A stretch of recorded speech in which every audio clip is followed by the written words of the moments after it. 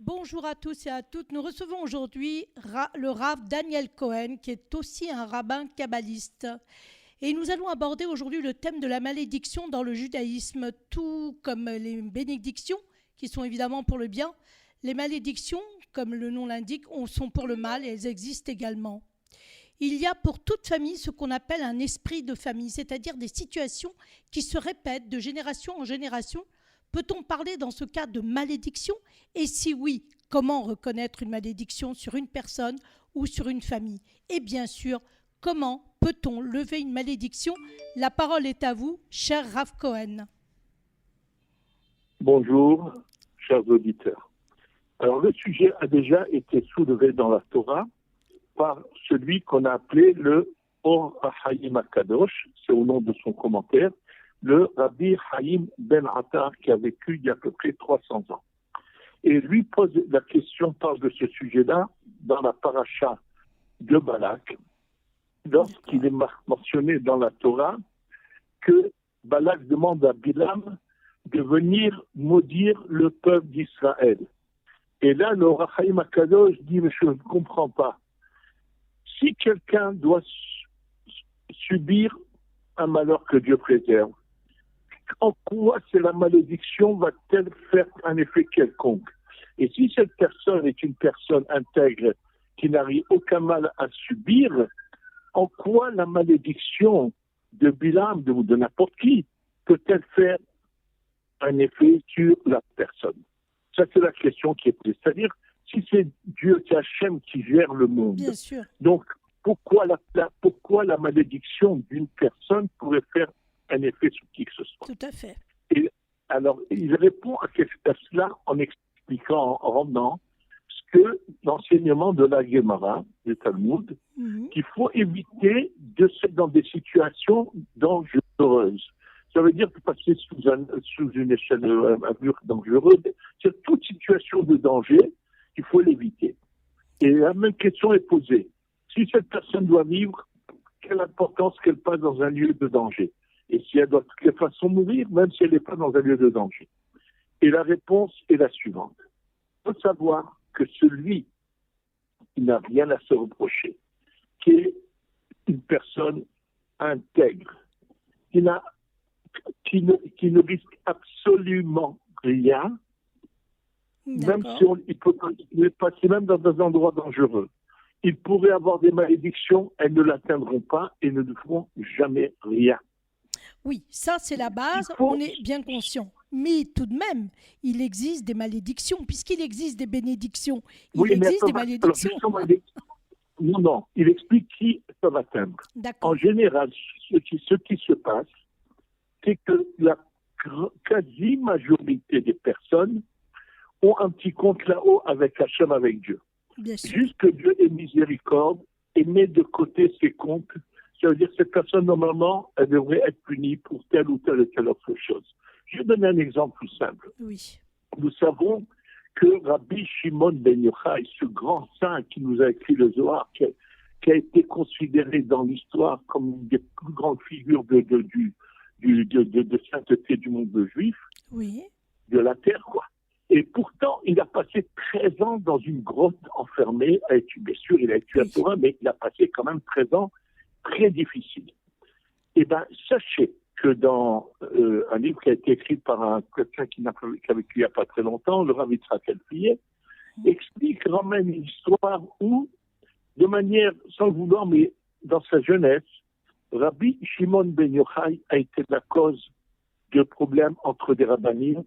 Il a posé une question à Rabbi Yoshua. Rabbi Yoshua le répond.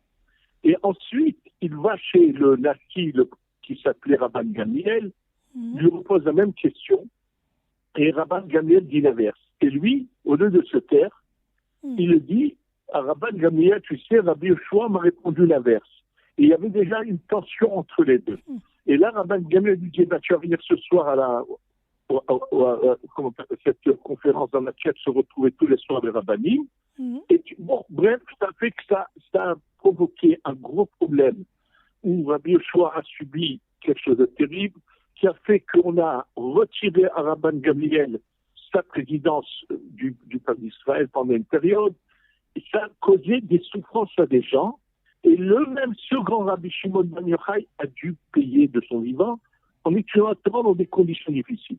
Donc, pour celui qui a un petit compte là-haut, Dieu attend et patient. Mais lorsque la personne va dans un endroit de danger, automatiquement, il y a des anges qui viennent qui disent, mais Kadosh Baruch Hu, Dieu, ce monsieur est passible de ça et de ça. Voilà, il y a toutes les conditions pour lui faire payer. Et là, je ne peux pas se poursuivre.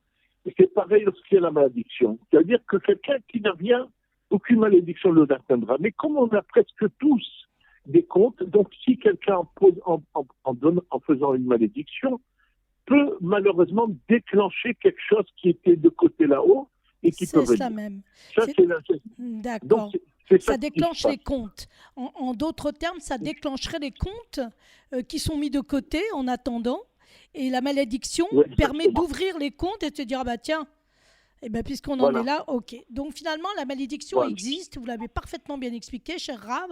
Alors, comment reconnaît-on une personne qui subit une malédiction ou une famille? Non, une personne, je vais vous dire comment. Alors maintenant, comment on peut le reconnaître? Je raconte une histoire vive qui s'est passée tout récemment, il y a quelques années seulement, dont je l'ai des premières sources, c'est-à-dire de l'ami de la personne. Un couple qui a une grande famille, ils ont une fille mariée et elle tombe en grossesse, 5 enfants en âge de mariage et aucun ne se fiance. Alors, il y a quelque chose, il y a un problème, c'est impossible. Bien sûr. Et finalement, en arrivant chez un certain Rav, et ensuite chez le Rav Chaim Kanevski, qui leur dit, quelqu'un a quelque chose à redire sur vous, même si vous avez raison. Et effectivement, ils avaient eu un litige avec un voisin qui voulait agrandir sa maison. Eux n'étaient pas d'accord. Ils sont allés devant un tribunal rabbinique qui a autorisé le voisin à agrandir sa maison. Et sur lui, pardon, pas le voisin, c'est lui qui voulait agrandir sa maison et le voisin n'était pas d'accord. Oui, c'était l'inverse. Et donc, ils sont allés. Et finalement, il avait gagné, il a agrandi la maison. Et quand il entend la parole du Rav Chaim Kanevski, il va chez voir ce voisin, il lui dit, dis-moi, tu m'en veux? Il lui dit, mais bien sûr. Il lui dit, mais j'ai gagné. Il a dit, tu as peut-être gagné, mais moi, ma maison, elle est obscurcie, elle a plus de lumière à cause de sa construction. Tu veux me pardonner? Non. Finalement, sa femme est intervenue, a pleuré, a demandé pardon.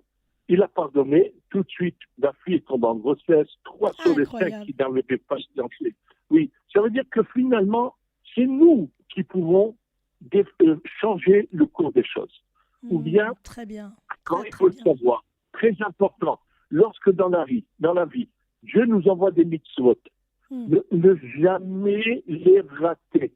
Ça veut dire que quand quelqu'un a besoin de nous, ou pour une média quelconque qui se présente, ne jamais se dire, bon, c'est pas une obligation, j'ai déjà fait ça dans ma vie. Non.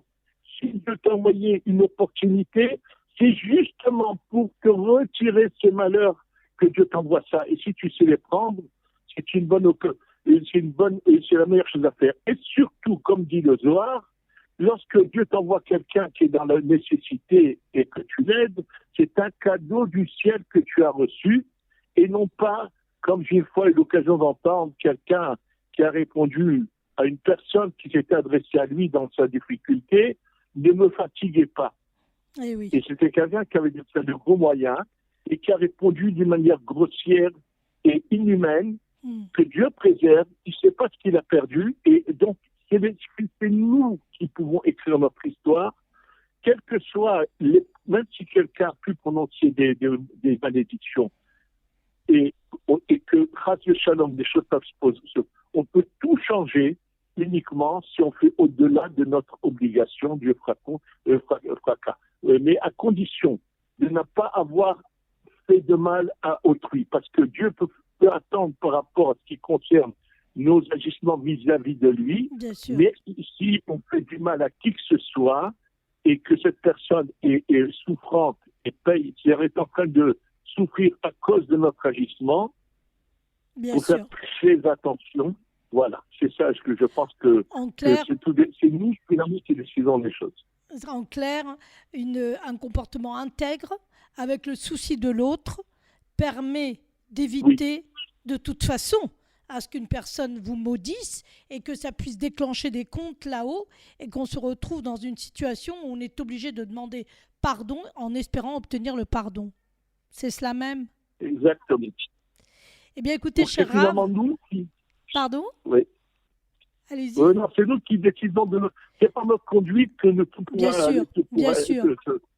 Voilà. Oui, en fait, vous êtes en train de dire, et ce qui est normal, que la malédiction, elle dépend de nous. C'est-à-dire, si nous avons déjà des fautes, comme tout le monde, la majorité nous en avons, eh bien, celle-ci, évidemment, nous sommes beaucoup plus sensibles aux mots, qui soient une malédiction, une bénédiction d'ailleurs.